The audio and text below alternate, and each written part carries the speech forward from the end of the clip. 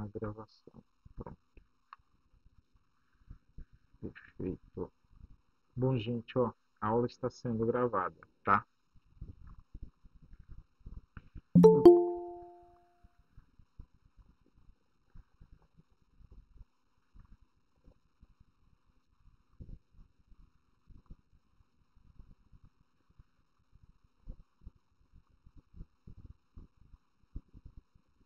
Bom, a aula de hoje eu convidei o pessoal da turma da graduação, tá? Boa tarde, Ida. Eu convidei o pessoal da graduação, porque eu tenho uma turma de metodologia científica que eu discuto pesquisa na graduação. Eu fiz um convite para eles, porque a ideia seria que eles façam ao longo de um período um projeto de pesquisa. Então, como hoje eu queria discutir com a turma de pós projeto de pesquisa, eu resolvi unir o útil ao agradável, juntar os dois grupos.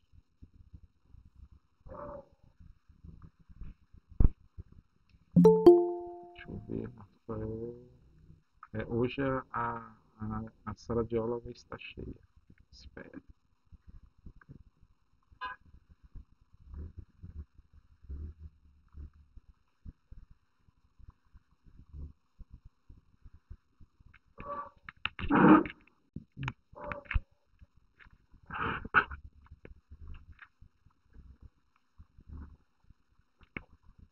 Bom, eu só vou esperar até 2h05. 2h05 a gente começa de vez, tá certo?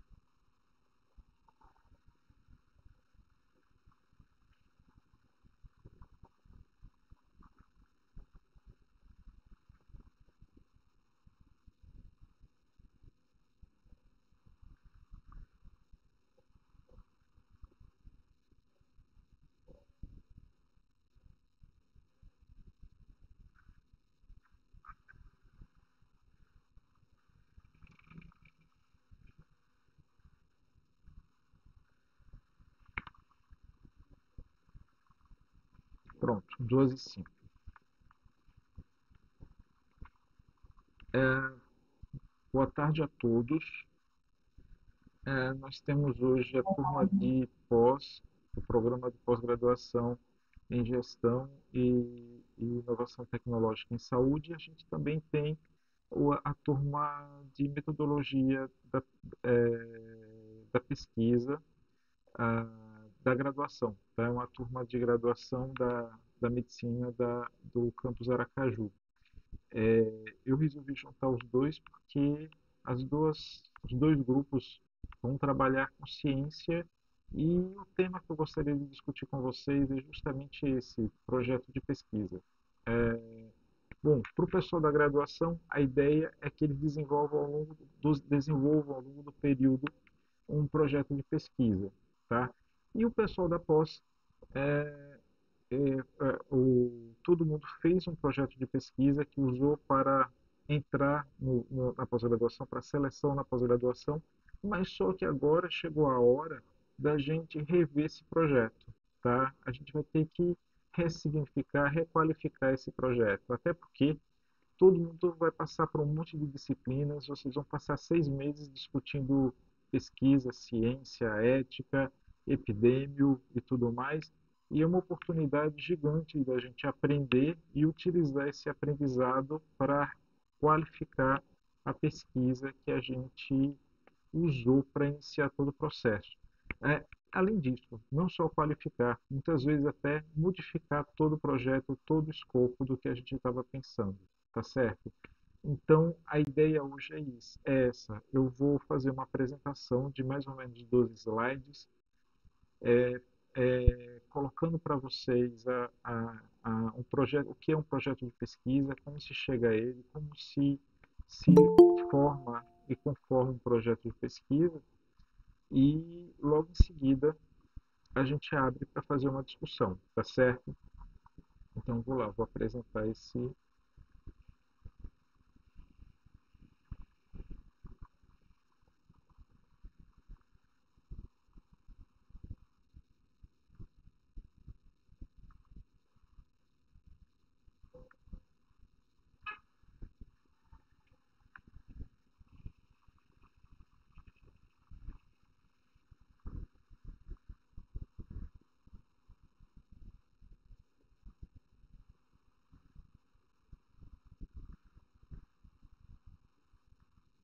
Então, vamos lá. Então, deixa eu se vocês... não é um monólogo, tá? Se ao longo da apresentação, se vocês quiserem perguntar alguma coisa, estejam muito à vontade, pode perguntar.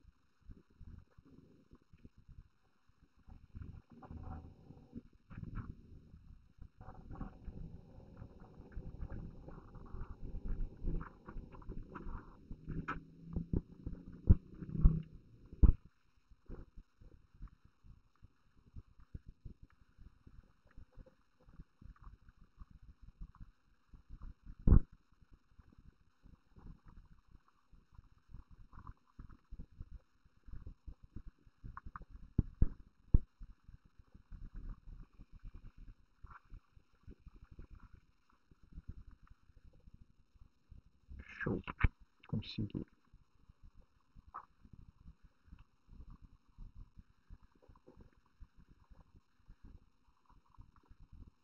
Beleza, tá ótimo. Então, estamos aqui. Então, gente, o tema hoje é esse, tá? Projeto de pesquisa, construção de um projeto de pesquisa. Como é que a gente faz tudo isso? Então, ah, eu gosto muito dessa ilustração, tá? Por quê? Porque a base de tudo é a prática. Então, a partir da prática, a gente vai ter uma curiosidade, uma necessidade, e a partir dessa necessidade, a gente vai gerar uma pergunta, uma dúvida, que a gente chama isso de pergunta de pesquisa, questão norteadora, dúvida de pesquisa, e a partir dessa pergunta, a gente vai elaborar, a gente vai construir uma pesquisa e para o pessoal do PPGIS, a consequência dessa pesquisa vai ser o produto. E qual é a ideia? É que esse produto volte para a prática, tá certo? Então, tudo que a gente está construindo em termos de ciência, seja acadêmica ou num mestrado acadêmico ou profissional, a ideia seria essa, é que a prática, tudo comece com a prática vai gerar uma dúvida, a dúvida uma pergunta, a pergunta uma pesquisa, como consequência um produto, e tudo isso volte à prática. Para quê? Para que a gente consiga trabalhar de uma forma mais qualificada. A gente tenha profissionais mais qualificados para o trabalho, profissionais que errem menos. Então, é esse o nosso grande objetivo, esse é o nosso foco, tá certo? E como é que a gente começa tudo? A partir de um problema. Então, o problema é a base de tudo. É por isso que eu critico muito. O que você quer fazer no mestrado? Eu quero produzir um aplicativo para me ajudar na, no trabalho na condução de úlcera de decúbito. Como eu já tive, já orientei uma mestranda que ela queria basicamente é, uma tecnologia que ajudasse ela na condução do tratamento de úlcera de decúbito. Beleza, peraí, mas não se faz pesquisa desse jeito. A pesquisa começa não é, é, com a intenção de ter o produto final, mas a pesquisa começa com uma dúvida, tá? Qual é a sua dúvida? Por que que você, se você trabalha com úlcera de decúbito, qual é o problema dentro desse processo que, que você quer lidar, né? Que você quer construir, que você quer resolver? Então, tudo começa definindo um problema. Então, nós precisamos definir o problema. A partir desse problema, o que que a gente tem que fazer? A gente tem que avaliar o estado da arte. Eu acho que talvez daqui a 2 slides eu vou falar um pouquinho sobre o estado da arte.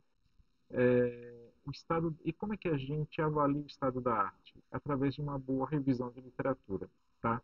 E é por isso que eu insisto tanto com vocês de assistir aqueles vídeos sobre ao acesso à informação científica da Fiocruz, porque aquele vídeo, aquele conjunto de vídeos, ele ensina a vocês qual a melhor técnica e fazer todo esse processo de busca do estado da arte. Qualifica a revisão de literatura de vocês. Então, a partir do problema, uma vez definido o problema, vocês precisam conhecer o limite do conhecimento científico do que vocês estão é, pesquisando. Então, munidos desse conhecimento, vocês poderão elaborar uma hipótese. O que é uma hipótese? Tese é uma verdade. Hipo, algo que está abaixo da verdade. Então, hipótese, tá? Algo que ainda não é uma verdade, é uma conjectura. Há algo que vocês acham que vai ser o resultado dessa pergunta, tá? Algo que vocês acham que vai ser a solução desse problema, mas vocês ainda não têm certeza. Então, com o problema definido, realizado uma revisão de literatura, em condição de estabelecer uma hipótese científica, vocês escrevem, vocês estabelecem o seu objetivo, tá? Qual é o seu objetivo? O que é que vocês querem fazer na, na pesquisa de vocês? Então, é dessa forma que a gente pensa, que a gente constrói, que a gente elabora um, um instantinho só, um minuto.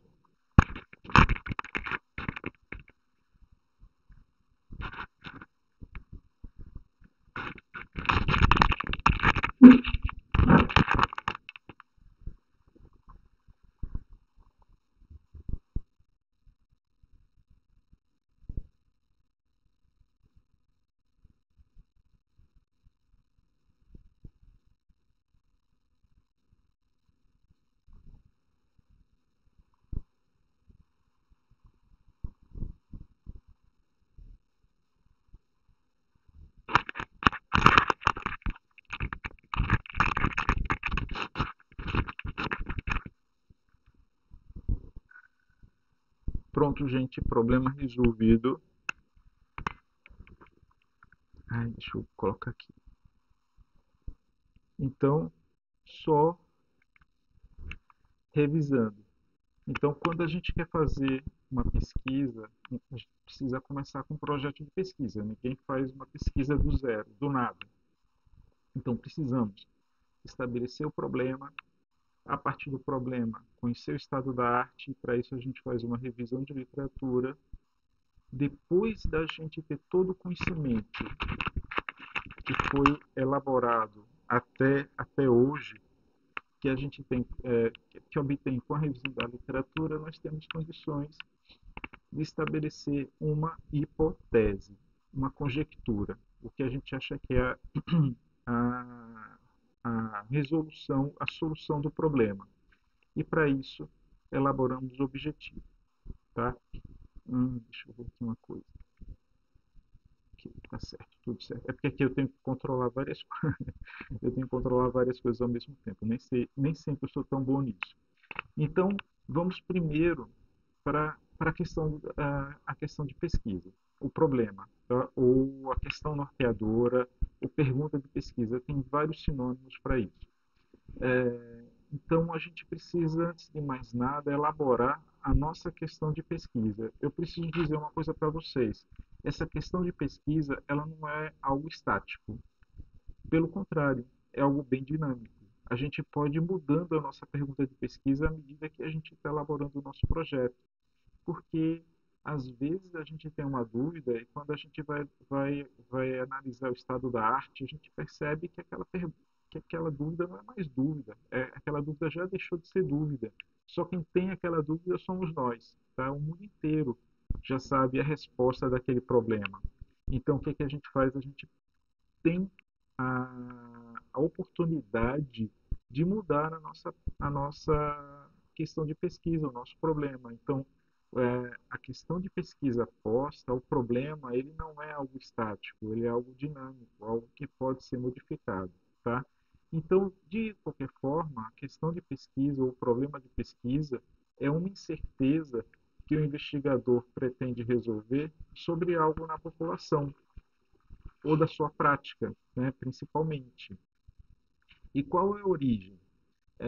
Existem duas origens. Uma é a prática, como eu já falei antes para vocês. Então, a origem da questão de pesquisa são os achados dos problemas que se observa. Ah, desculpa. Uma delas é a partir da prática que eu já falei para vocês. E uma outra, para aquelas pessoas que já fazem pesquisa, são os problemas que se observam em estudos anteriores. Então, de repente, eu estou fazendo uma pesquisa aqui e durante a pesquisa eu tenho várias dúvidas. E essas dúvidas que ocorrem durante uma pesquisa dão origem a outras pesquisas. A gente chama isso de linha de pesquisa, tá? Porque quase sempre, para quem faz pesquisa, uma pesquisa sempre acaba tendo como consequência outras pesquisas, tá certo? E uma forma bem legal que existe, até para a gente que está buscando, que está fazendo um projeto e tudo mais, quando a gente está fazendo a revisão da literatura, a gente deve ler muito atentamente a discussão dos artigos, porque é na discussão dos artigos que os autores relatam, informam ao leitor as novas hipóteses, as novas dúvidas que surgiram ao longo daquela pesquisa. E isso pode nos dar algumas dicas para problemas e dúvidas que a gente pode utilizar para fazer a nossa pesquisa durante o mestrado, durante a turma de graduação que está aqui assistindo essa aula também, tá? Então, a origem da questão de pesquisa pode ser a prática, como também pode ser estudos anteriores. Ida fez uma pergunta, deixa eu ver aqui qual foi. Normalmente, na fundamentação dessas pesquisas, a gente só consegue mais novas referências.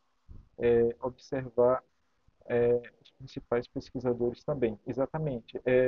Mas na fundamentação teórica é importante a gente ler atentamente todos os elementos do artigo, principalmente na discussão. E é na discussão que a gente tem dicas, boas dicas dos problemas que existem naquela área de pesquisa, tá? Que às vezes a gente começa a fazer uma pesquisa meio perdido, geralmente. Então, eu sei que eu já fui graduando, já fui mestrando, e eu sei o quanto a gente fica inseguro em alguns momentos. E muitas vezes é na discussão dos artigos científicos que os pesquisadores que já têm muita experiência nos dão algumas dicas bem legais sobre problemas e dúvidas que ainda existem na nossa área de pesquisa. E é importante a gente observar esses elementos, tá certo?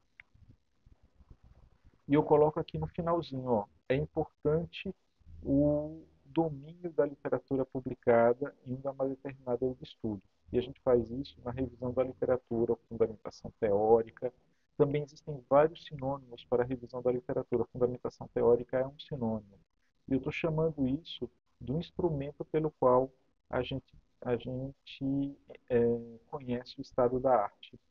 Tá? Então, o estado da arte, ó, ou state of the art, em inglês, solta, quando vocês ouvirem falar em solta, né, algum artigo sobre metodologia científica em inglês, o solta é state of the art, ou o estado da arte. Então, o estado da arte é um termo que todo pesquisador, todo professor de metodologia científica usa, porque ele é o estado atual do conhecimento sobre um determinado tópico que está sendo investigado, que está sendo objeto de análise ou de estudo. Então, o tema pelo qual a gente está analisando o nosso foco da nossa pesquisa, tá? Existe toda uma produção científica já em curso. Então, o mundo inteiro está pesquisando sobre aquele tema, tá certo? Ao pesquisar, ao final da pesquisa, se publica.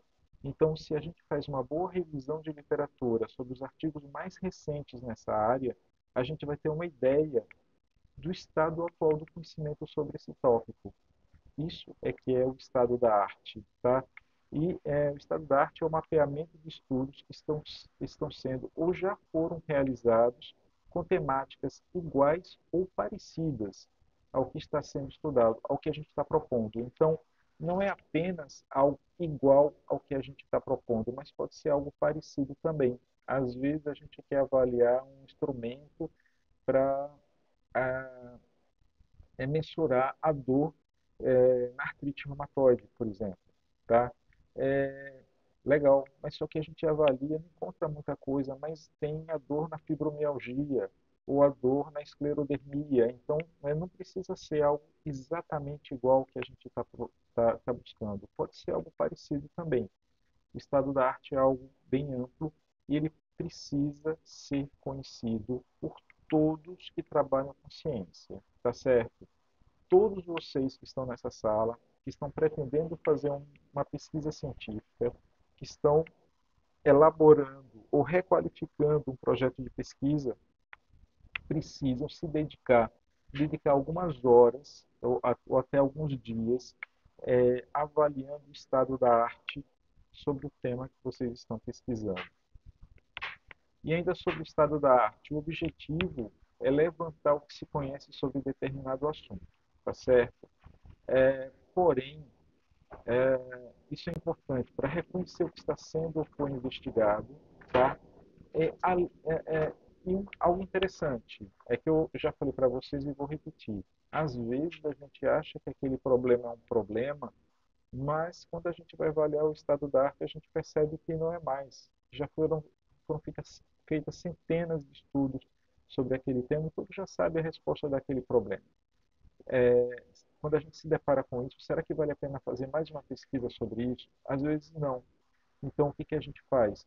A gente, ao avaliar o estado da arte, a gente já vai observando quais são os problemas que os autores estão encontrando e a gente pode até modificar, ressignificar esse problema ou mudar completamente, tá certo? Com base na avaliação do estado da arte. E além disso, pode ser até que de repente, esse estudo até já foi muito usado, já foi muito realizado na China com tantos estudos, no Japão, na Europa.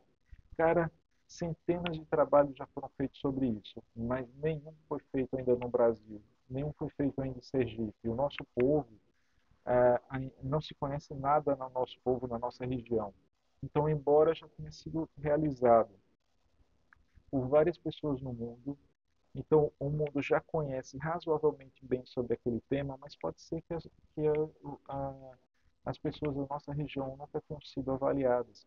Pode ser que aquela doença, aquela situação se comporte de uma forma diferente em Sergipe, ou no Nordeste, ou no Brasil. Então pode ser que ainda valha a pena fazer uma nova pesquisa. E a partir daí, a gente vai observar também, durante a nossa revisão de literatura, durante a nossa busca, tá? Quais são os instrumentos, quais são as variáveis que estão sendo utilizadas, quais são as técnicas que estão sendo utilizadas. Porque às vezes a gente não a gente quer criar coisas novas, enquanto coisas bem interessantes já foram inventadas, elaboradas, construídas e que a gente pode reutilizar aqui na nossa região para conhecer o nosso povo. Então a gente só vai entender isso, a gente só vai detectar esses novos instrumentos para novas mensurações durante a nossa revisão de literatura, tá?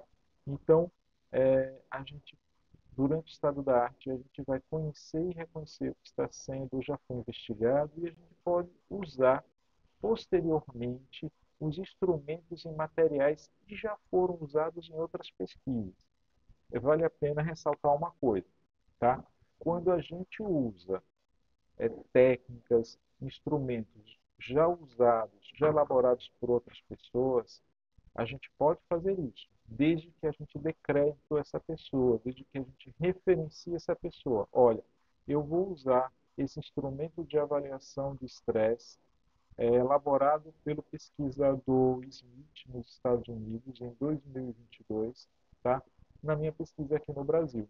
Tá? Então, eu vou usar o instrumento que ele elaborou e eu vou dar crédito a ele. Tá? Isso é perfeitamente normal. Em pesquisa se faz isso. Isso não é plágio. Tá? Plágio seria se eu dissesse que eu vou utilizar esse instrumento e eu não dissesse que ele foi elaborado por uma outra pessoa. As pessoas vão imaginar que fui eu que inventei esse instrumento.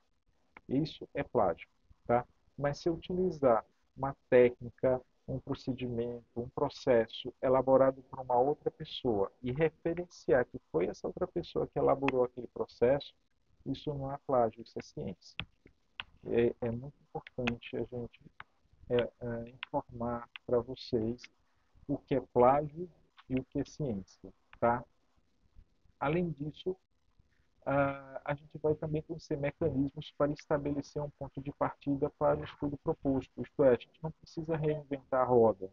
A roda já foi inventada. O que a gente precisa é melhorar o funcionamento da roda. Então, olha, a roda está aí.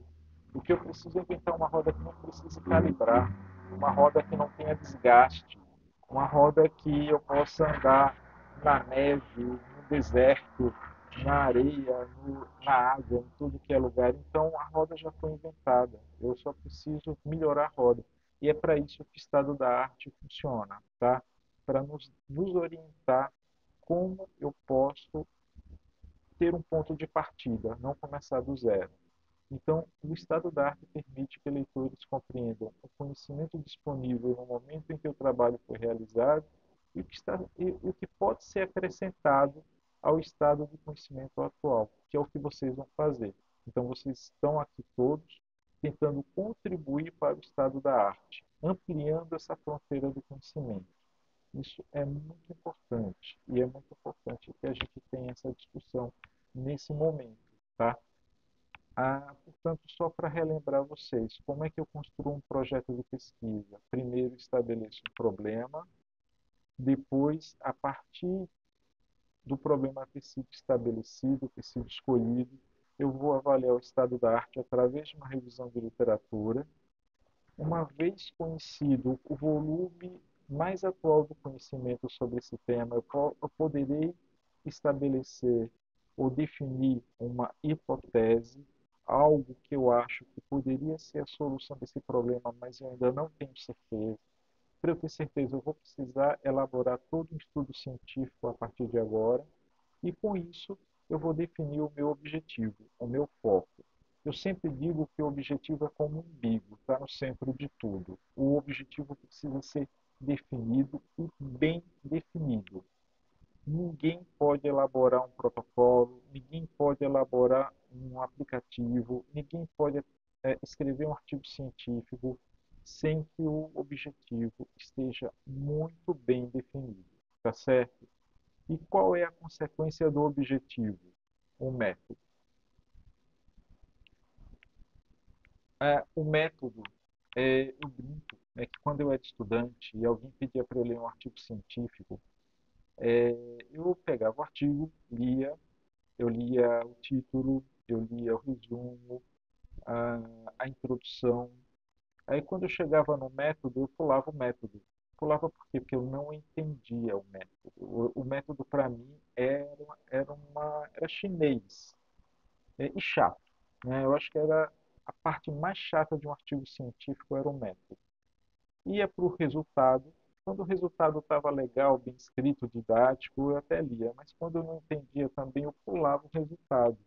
Ia para a discussão, lia a conclusão e me sentia o máximo. Né? Eu li um artigo científico. Bom, ler de engano era a coisa mais errada que eu fazia na minha vida, sabe? Porque, gente, o mais importante de tudo é o método. Ele é mais importante que a própria conclusão, que o próprio produto que vocês vão desenvolver. O método é central, o método é básico. Qualquer pesquisador, qualquer cientista, e vocês estão aqui para isso, né? Todos vocês estão aqui para isso, para aprender a lidar com ciência, precisam valorizar o método, precisam aprender a ler o método, tá certo? Então, eu trouxe um método aqui, existem vários tipos de método. Então, quem está elaborando um protocolo assistencial tem um determinado método. Quem tá avaliando a etiologia de uma doença tem um outro tipo de método. Então, dependendo do objetivo que vocês vão estabelecer, vocês vão elaborar um método de acordo com esse objetivo. Então, eu coloquei aqui uma listinha que não é obrigatória, assim, eu coloquei como um exemplo de método, mas o método que vocês forem elaborar pode ser completamente diferente que esse, pode ser escrito com um outro formato. Então, eu coloquei alguns tópicos do que eu acho que é importante que tenha no método, tá? Como, qual é o tipo de estudo que vocês vão fazer? Em que local vocês vão realizar essa pesquisa? Qual o tempo? Vocês vão precisar de uma amostra. Eu sei que algumas pessoas vão elaborar um instrumento de mensuração, tá? E vão precisar validar. Ao validar, vocês vão precisar de uma amostra. Como é que vocês vão coletar essa amostra? Qual o critério de inclusão? Qual o critério de exclusão? Qual o volume da amostra? Como é que vocês vão selecionar essa amostra? Tudo isso tem que estar no método. Que instrumentos vocês vão utilizar? Quais são? Vocês vão usar algumas variáveis para consulta a algum tipo de público? Que variáveis vão ser essas? Que perguntas vocês vão fazer? Vocês vão usar algum tipo de procedimento, um procedimento lúdico, um procedimento de ensino, um procedimento psiquiátrico, um procedimento odontológico, um procedimento de enfermagem? Então, que técnica vocês vão utilizar nesse tipo de procedimento? Vocês vão avaliar seres humanos? Qualquer tipo de avaliação com seres humanos na área de saúde, em qualquer área, precisa de uma avaliação ética prévia, tá? Que critérios éticos vocês vão utilizar nessa pesquisa? Porque durante a Segunda Guerra Mundial, várias atrocidades foram realizadas em nome da ciência. E antes disso também. Então, existem vários exemplos de estudos na área de ética e bioética em pesquisa, de pesquisas realizadas até a Segunda Guerra Mundial. A partir daí, se gerou uma grande discussão a respeito de ética em pesquisa, tá?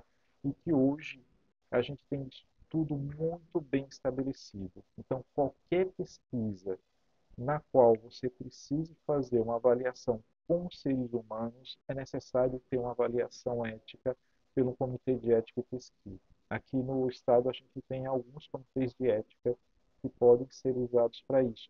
E no método, a gente precisa informar os critérios éticos que a gente vai utilizar. A gente vai usar estatística, a gente vai precisar validar a nossa pesquisa com alguma análise estatística, a gente precisa também prever isso no método que a gente vai usar, tá? Orçamento. O orçamento é muito importante. É importante por vários motivos. Primeiro, a gente precisa do orçamento para verificar se a nossa pesquisa é viável. Será que a nossa pesquisa é viável? Uma vez eu estava numa seleção de um programa de pós-graduação em que o aluno descreveu vários testes imunológicos que eu tenho certeza que eram caríssimos. E quando eu fui ver o orçamento, R$ 5.000, eu falei assim, nossa, R$ 5.000? Como é que você vai concluir a sua pesquisa, tá? Com R$ 5.000, com tantos testes caros? Aí depois o aluno falou assim, não, é o seguinte, é porque eu já estou num grupo de pesquisa e esse grupo de pesquisa já tem esses testes comprados por outra pesquisa. Não, então calma, você vai ter que voltar ao seu orçamento, listar todos os testes imunológicos que você vai fazer e no final você vai explicar que esses testes já foram comprados pelo seu grupo de pesquisa e citar a fonte da pesquisa. Foi CNPq, foi a Fundação Melinda e Bill Gates, foi o NIH nos Estados Unidos, que a gente tem financiamento internacional também aqui no estado. Então, quem é que está financiando a sua pesquisa? Isso precisa ser informado. Inclusive, o financiamento da pesquisa é avaliado durante a avaliação ética. Então, durante a avaliação do comitê de ética, se você não deixar muito claro de onde vem o financiamento da sua pesquisa pode ser reprovada, tá? Então, o orçamento ele precisa ser claro, precisa ser minucioso. Muitas vezes a gente faz pesquisa do nosso próprio bolso, quase todo mundo é, é, que não consegue o financiamento faz pesquisa do próprio bolso. coloca tudo que você precisa no final, ó, que a fonte de financiamento vão ser os próprios pesquisadores. Então, é importante informar isso durante o projeto de pesquisa. E o cronograma também precisa estar no projeto de vocês. Por quê? Porque existe uma coisa chamada gestão da pesquisa e a gente precisa gerenciar a nossa própria pesquisa. Quando a gente faz, primeiro, todo mundo aqui estuda ou trabalha, entendeu? Então, é muito fácil a gente dispersar durante uma pesquisa. E o cronograma, ele chama a gente para o chão. Ó, calma, você não está dentro do seu cronograma já está estourado. Então, isso lembra você que você não está gerenciando muito bem o seu tempo. Além disso, todo mundo que faz pesquisa não faz pesquisa sozinho. E além disso, todo mundo aqui ou tem um orientador, ou tem um programa de pós-graduação, ou um grupo de gerenciador de trabalho de conclusão de curso, que fica avaliando a pesquisa ao longo do tempo. Ou então você fez pediu financiamento ao CNPq, e o CNPq também precisa de relatórios semestrais, e você precisa provar ao CNPq que você está cumprindo o cronograma original. Então, todo mundo precisa estabelecer um cronograma, tá? É, isso é fundamental, isso tem que constar no método de todo mundo. E eu costumo dizer que o método ele tem que ser detalhado. Vocês precisam escrever um método como vocês escrevem uma receita de bolo, tá? De uma forma tal que ele possa ser reproduzido. Eu não falei plagiado, eu falei reproduzido, tá? Então, todo pesquisador quer que sua pesquisa seja reproduzida. Por quê? Porque ao ser reproduzida, se alguém na China reproduziu a minha pesquisa e o resultado foi compatível com a minha, não precisa ser igual, mas se foi compatível, isso valida a minha pesquisa original. Isso transforma a minha conclusão numa verdade científica. Então, todo pesquisador quer que a pesquisa seja reproduzida, e para isso o método precisa estar claro. É como se eu tivesse um colega na China, se eu estivesse conversando com ele, e eu, ó rapaz, eu fiz um bolo maravilhoso, fantástico, novo, que eu nunca vi um bolo igual na minha vida. Ele disse, ô rapaz, que pena, eu estou aqui na China, eu jamais vou sentir o sabor desse bolo maravilhoso que você inventou. Aí eu falei, não tem problema, vou mandar por e-mail para você uma receita. E aí eu coloco o leite, o tipo de leite, a quantidade de leite, eu coloco a farinha de trigo, o tipo da farinha de trigo, a marca da farinha de trigo, os ovos, a quantidade de ovos, se é ovo de capoeira, se não é. Eu faço uma receita minuciosa para ele e mando por e-mail. Ele lá na China, ele vai se virar e tentar encontrar os ingredientes iguais ou parecidos com o que eu usei e vai fazer o bolo de acordo com a receita que eu mandei. Então, se ele seguir a receita que eu mandei e utilizar os ingredientes mais ou menos parecidos, é muito provável que o resultado dele seja bem parecido com o meu. Então, é basicamente dessa forma que a gente tem que encarar o método, tá? O método, ele é um local onde a gente analisa a qualidade da pesquisa e ela vai ser usada também para que a pesquisa seja reproduzida em outros lugares do mundo. Então, é a importância do método. E o método, opa, e o método ele é uma consequência do objetivo. Tá certo, gente? Isso precisa ser muito respeitado. E eu coloquei aqui a plataforma Brasil, tá? Só para lembrar vocês da importância da avaliação ética. Eu coloco isso porque durante 5 anos, eu fui coordenador do comitê de ética, coordenador de comitê de ética, e eu sei o quanto isso é importante. Então, de 2014 a 2019, eu coordenei o comitê de ética o nosso comitê de ética, e é algo fundamental. A gente não pode desprezar de forma nenhuma a avaliação ética. Às vezes é um pouco chato, às vezes é demorado, às vezes a gente pensa até que é meio sem sentido, mas não é, entendeu? Muitas atrocidades já foram feitas em nome de pesquisa, muitos erros já foram, muita gente já foi prejudicada como participante de pesquisa, e o Comitê de Ética ele está aqui para proteger a nós, pesquisadores, e para proteger o participante da pesquisa. A gente se dá muito valor. Então, se houver algum contato, alguma avaliação com seres humanos, mesmo que seja uma avaliação com profissionais, olha, eu vou montar um aplicativo de celular e eu quero fazer uma entrevista com as pessoas que vão utilizar esse aplicativo. Esse trabalho precisa passar pelo comitê de ética, tá? Diga aí, Ida, quer perguntar alguma coisa? Boa tarde a todos. Professor, vou tirar só uma dúvida, na verdade, com relação ao comitê de ética. Diga.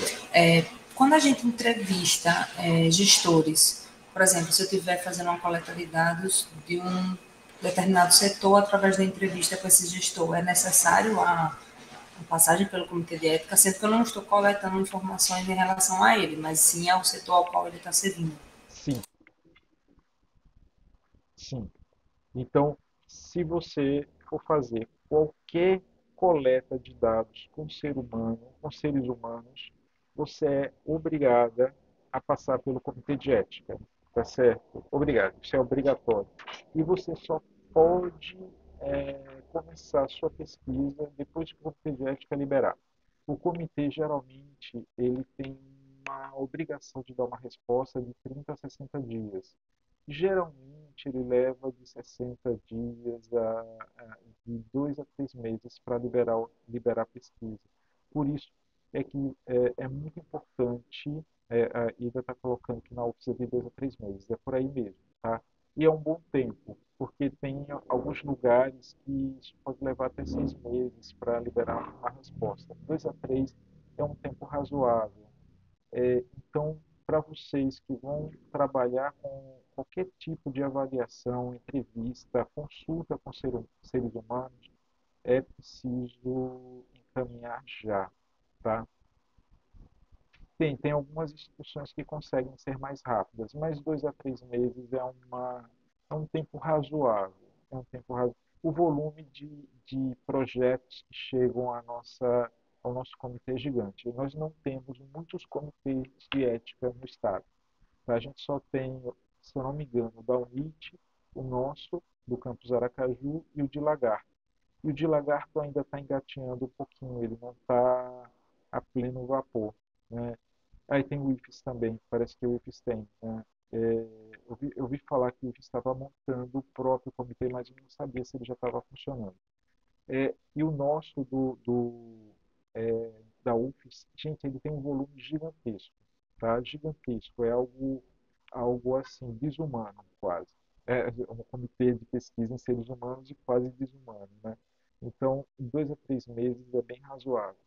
Eu digo isso porque eu trabalhava com a professora Anitta na época. Gente, ela passava 2 a 3 dias no comitê de ética só fazendo avaliação para não atrasar de forma nenhuma os pareceres. É um trabalho gigante. Então, é só para relembrar você, eu gosto muito dessa ilustração, né? Alguém de nada, diga de nada, desculpa, eu vi você, eu acabei não, pode perguntar. Sem problema. Boa tarde, pessoal. Professor, eu tinha até anotado duas dúvidas ao ouvir, né, aquelas playlists que o senhor orientou, aquelas duas para a gente. E aí eu tinha anotado, consegue ouvir? Consigo sim.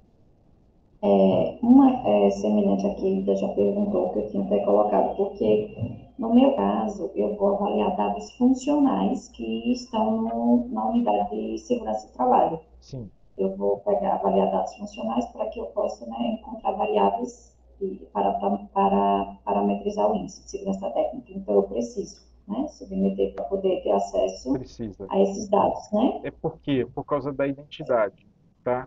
Então, quando você consultar os dados funcionais, você vai ter a identidade do profissional, vai ter o registro dele. É a mesma coisa que prontuário. Olha, eu vou fazer uma pesquisa com prontuários. Eu não vou avaliar ser humano. Eu preciso de liberação do comitê de ética? Precisa. Por quê? Porque no prontuário tem a identidade do paciente, tem o diagnóstico do paciente. Gente, tem gente que não gosta que as pessoas saibam que é hipertenso, é diabético. Tem gente com HIV, tem gente com Hansen, mal de Hansen, tá? Tuberculose, tá? Muitas pessoas já tiveram tuberculose, mas ninguém quer que outras pessoas saibam que já teve tuberculose. Existem algumas doenças que são estigmatizantes. Então, por isso é que a gente, mesmo uma avaliação de prontuário, é uma simples, entre aspas, avaliação de prontuário, precisa de liberação do comitê de ética. E no seu Já, caso, como você vai avaliar dados funcionais, né, mesmo dados funcionais, mas tem a identidade do paciente, da pessoa. O que você precisa? Você precisa informar ao comitê de ética que você vai ter todas as estratégias para ocultar a identidade do paciente, que a identidade não vai ser divulgada em hipótese nenhuma, que você vai respeitar o direito à confidencialidade das pessoas, tá certo? E vai pedir liberação do termo de consentimento livre esclarecido, porque talvez isso não seja possível, né?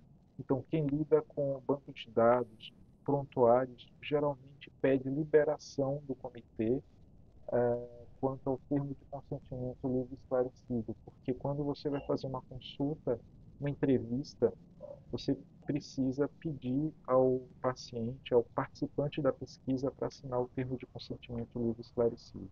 pronto, esse Natan me respondeu, porque era outra dúvida Era outra minha também, dúvida. em relação ao tempo, né? Não, Porque aí vai ser impossível. Imagina você correr atrás de todo mundo, né, para ter liberação. isso, Não, isso torna a pesquisa impossível, tá? E o comitê entende isso, o parecerista entende isso. Quando você for colocar o teu projeto na plataforma Brasil, vai ter um item lá, liberação do termo de consentimento livre esclarecido. Aí você solicita a liberação, explica por que você está pedindo essa liberação, tá, Diná? já. E tem uma outra, posso fazer logo? Ó, ó, Porque tantas quantas você quiser, Diná. Você é livre para perguntar. Diz aí. porque está dentro do método, que, como você disse inicialmente, realmente também é algo que eu tenho dificuldade na escrita do método. Uma outra pergunta que eu tinha anotado ao ouvir a playlist foi com relação ao critério de exclusão. Você falou uma coisa interessante na playlist, que normalmente a gente faz um critério de exclusão redundante, É, negando o critério de inclusão. O senhor até usou essa fala na playlist. E foi exatamente, depois eu fui avaliar o meu projeto, foi basicamente isso que eu fiz. Eu usei o critério de exclusão negando o critério de isso. inclusão. Por exemplo, eu coloquei um critério de inclusão, áreas com serviços e funcionamentos contratualizados pelo SUS. Aí no meu critério de exclusão, serviços terceirizados que estejam fora do critério de inclusão. Eu basicamente neguei. Isso. E quando eu ouvi a aula ontem, me chamou a atenção que eu fiz exatamente isso, porque eu acho muito difícil utilizar o critério de exclusão sem negar o de inclusão, entendeu? Sem causar essa redundância. Aí seria, assim, algumas estratégias mesmo, Isso. assim, Ó, se... veja bem, o critério de inclusão, geralmente, eu acho que Luane escreveu alguma coisa, peraí. No meu caso, no meu trabalho, precisa passar pelo comitê de ética, que eu irei desenvolver um sistema para estratificar risco.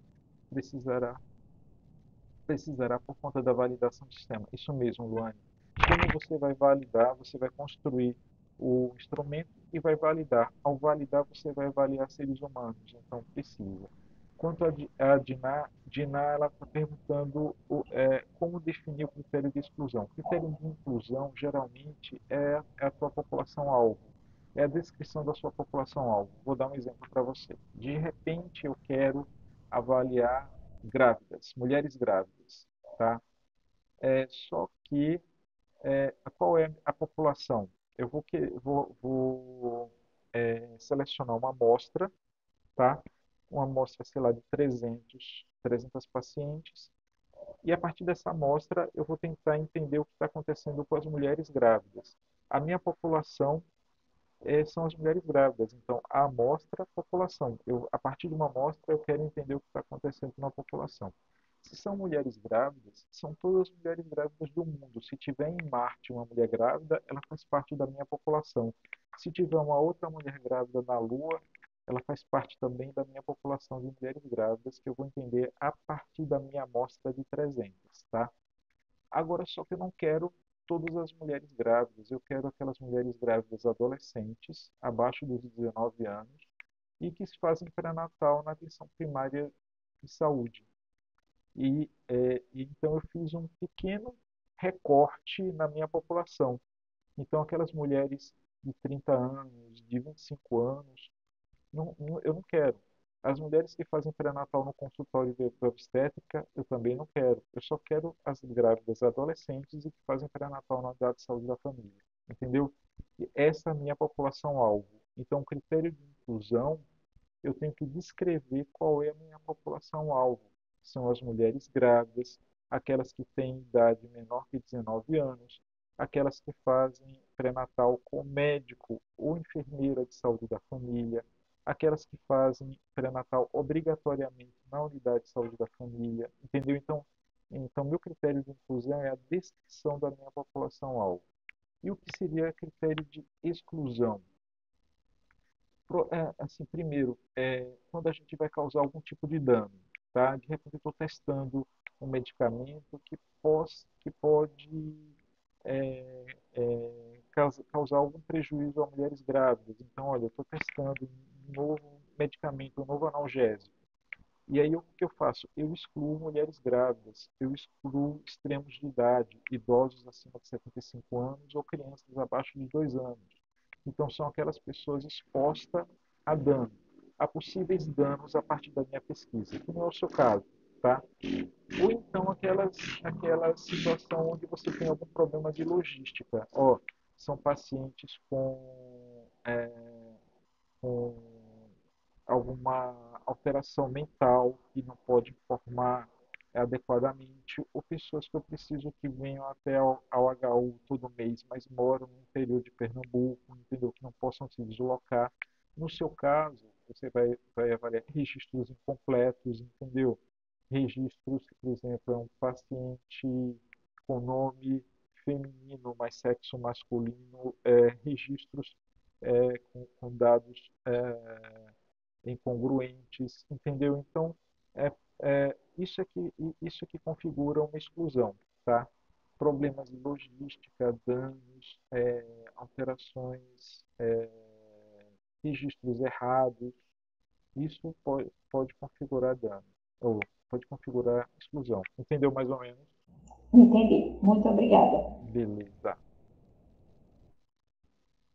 Então, a ideia é essa, tá, gente? Ó, não pode ficar com dúvida. Assim, tem que aproveitar a oportunidade e tirar dúvida, tá certo? A gente está aqui para isso. Tá? Assim, daqui a algumas semanas eu vou voltar em estatística. Se vocês tiverem dúvida de metodologia, podem tirar em estatística, tá certo? Não se preocupa. Eu permito essa, essa prática. Bom, gente, era isso daqui. Eu termino com a tela de Kleber Titiliano da Colina do Santo Antônio, né, que vocês passam por aqui para chegar até o HU. É uma tela super antiga. Não, a tela é nova, mas ela é uma recomendação antiga. E eu perguntei a alguns parentes meus, bem antigos, eles disseram que na Colina do Santo Antônio já teve um bondinho como esse mesmo, tá? Então isso aqui é verdadeiro, né? Tem a Igreja do Santo Antônio e o caminho para o HU. Beleza. Era isso. E aí eu vou interromper o compartilhamento para colocar em discussão e vocês tirarem as dúvidas que porventura tiverem. Ah, essa aula está sendo gravada, tá, gente? Eu vou deixar disponível para vocês. Tanto você como o pessoal.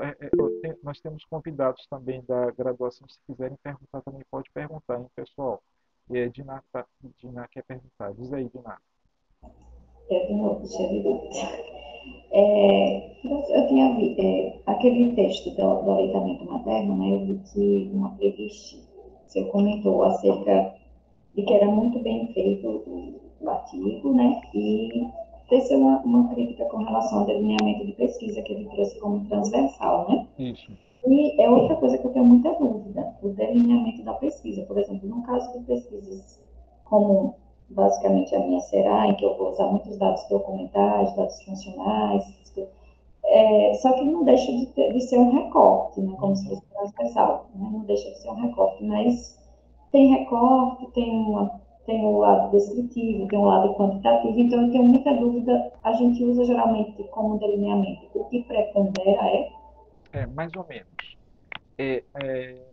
Assim, se você colocar numa sala 20 professores de metodologia ou de epidemiologia, pode ter até uma briga quando a gente vai discutir os delineamentos dos alunos. Eu já vi assim discussões pesadas de gente boa, né? Assim, professores super bons e cada um tendo uma opinião diferente e às vezes até saindo um magoado com o outro, um ofendido com o outro, né? Então, primeiro, esses delineamentos, estudo transversal, coorte, caso controle, são delineamentos epidemiológicos, tá? E como são delineamentos epidemiológicos, a gente tem que ter muito cuidado. Muitas vezes eu trabalho muito com o banco de dados, né? Eu uso muito banco de dados do DataSUS, vou lá, pego o banco do DataSUS e começo a estudar e a gente acaba montando um, conseguindo tirar um monte de informação a respeito daqueles bancos de dados. Mas às vezes, sabe o que que eu faço? Eu simplesmente, qual é o meu tipo de estudo? Estudo baseado em dados secundários. Estudo baseado em banco de dados. Às vezes, eu evito me comprometer com delineamentos, relacionando alguns estudos que eu faço com os estudos epidemiológicos clássicos. Embora é importante que todos vocês conheçam, tá? E se apropriem dessa teoria. Às vezes eu consigo, por exemplo, às vezes eu consigo unir o banco eu agora estou trabalhando com uma pesquisa em que eu estou pegando o SINASC, o Sistema de Nascidos Vivos, e o SIM, de mortalidade, para avaliar a mortalidade infantil. Então, eu pego o SINASC, eu faço o linkage, né, a ligação com o SIM e vejo as crianças que morreram na primeira semana de vida, para a gente avaliar a mortalidade infantil a partir do SINASC. É quase uma coorte, né? A gente vê o nascimento até a morte, é um estudo de coorte, tá? Então, eu posso, eventualmente, assumir que eu estou fazendo o estudo de coorte. Tem no CIGAR, quando tem um artigo chamado, um artigo onde eu discuto o caso controle, que é mais ou menos isso, é um artigo em inglês, que foi financiado inclusive pelo Ministério da Saúde inglês, em que ele pega vários bancos de dados, unem esses bancos, fazem uma técnica estatística chamada linkage, e eles montam quase uma coorte, tá? E eles acabam, a partir dessa coorte, eles fazem um caso controle. É um artigo muito interessante em que eles conseguem fazer uma pesquisa epidemiológica a partir de um banco de dados. Mas isso é muito controverso. Às vezes a gente consegue classificar esse tipo de pesquisa dentro de algum delineamento epidemiológico, às vezes não. Às vezes eu prefiro chamar estudo baseado em bancos de dados ou estudo baseado em dados secundários, tá certo, Dina?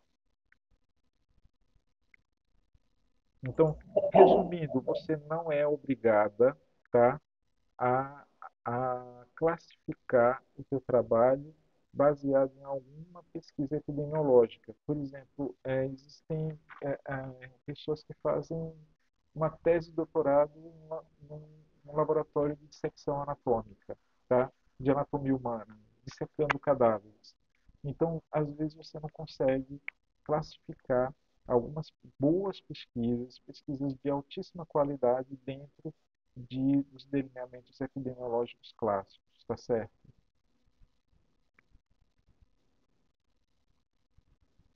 Beleza. Alguma dúvida a mais? Oh, Diná, ela deu um spoiler, mas assim, a aula de sexta-feira é baseada nisso. Eu queria trabalhar vocês a análise de uma metodologia e se vocês quiserem assistir esse vídeo de Diná, pode assistir, que é um pouco um pouco daquilo e talvez vocês já tragam já dúvidas a respeito disso tudo, tá certo? E para os alunos também da graduação, se quiserem, na sexta-feira, às 2 horas, eu vou fazer uma. Ah, não, o pessoal da graduação eu já fiz essa análise, aí eu já dei essa aula, eu já dei para eles. Mas se quiserem reassistir, podem assistir novamente, está convidado.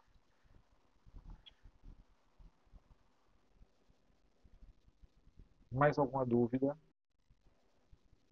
Entenderam direitinho? Então, gente, ó, é assim, eu sinto muito, tá? Mas assim, o mestrado de vocês não é fazer um aplicativo, tá certo? Entenderam isso? Não entenderam? Então, beleza. É mais difícil do que vocês imaginaram. Eu só estou avisando agora que vocês escreveram, mas se falasse antes. Diga aí, Ida.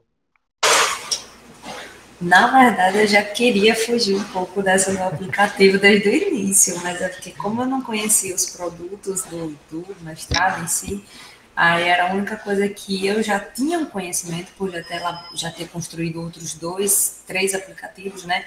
Na área do turismo, outro de informação e outro da saúde, aí já tinha uma experiência, mas ele não é fácil não, gente. Não vai para essa não. Não, é um trabalho de mestrado, assim, é um trabalho, né? Não é uma coisa simples. Mas, gente, ó, o objeto de vocês não pode ser a consequência.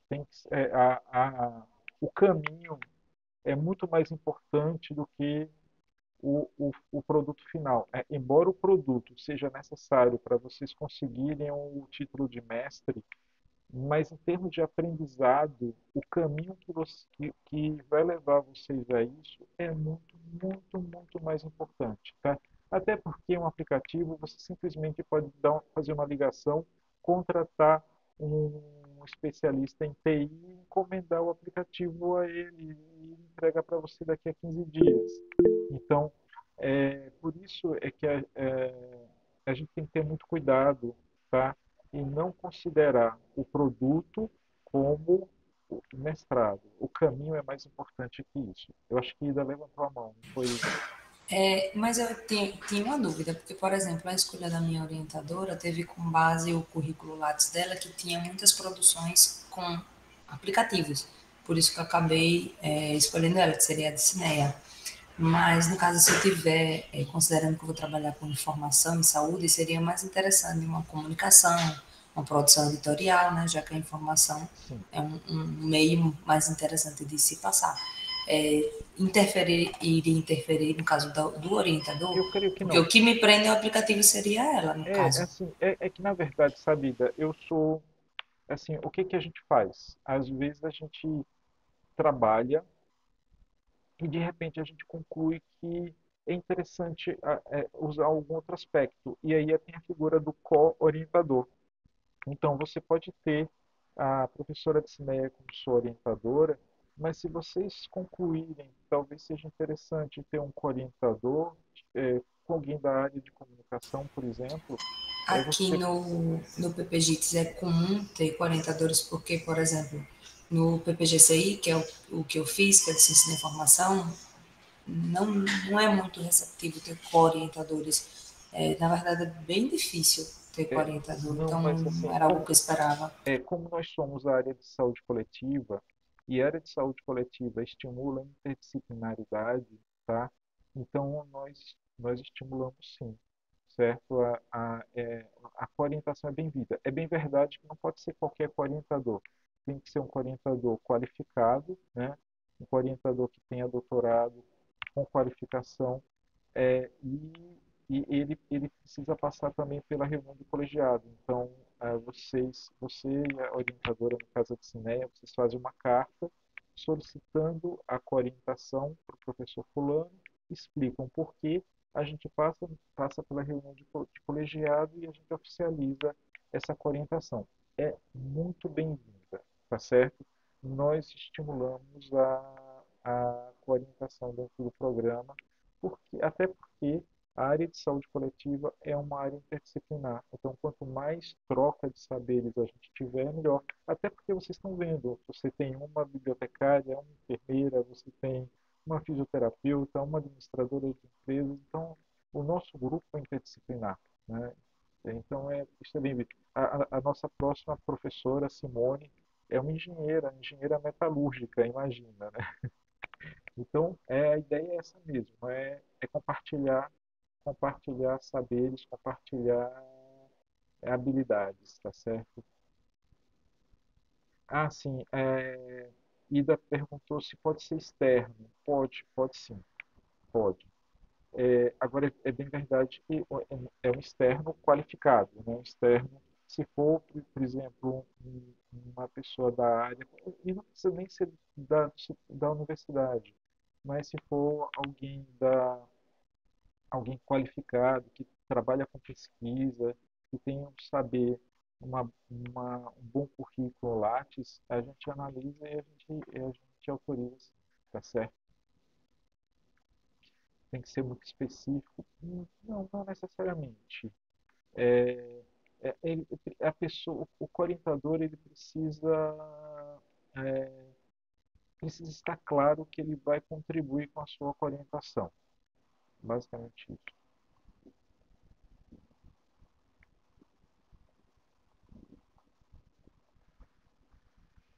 Ok.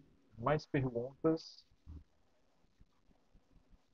Nada, nada, nada. Então, beleza. Então, gente, ó, é por aqui. Ficamos por aqui, tá certo?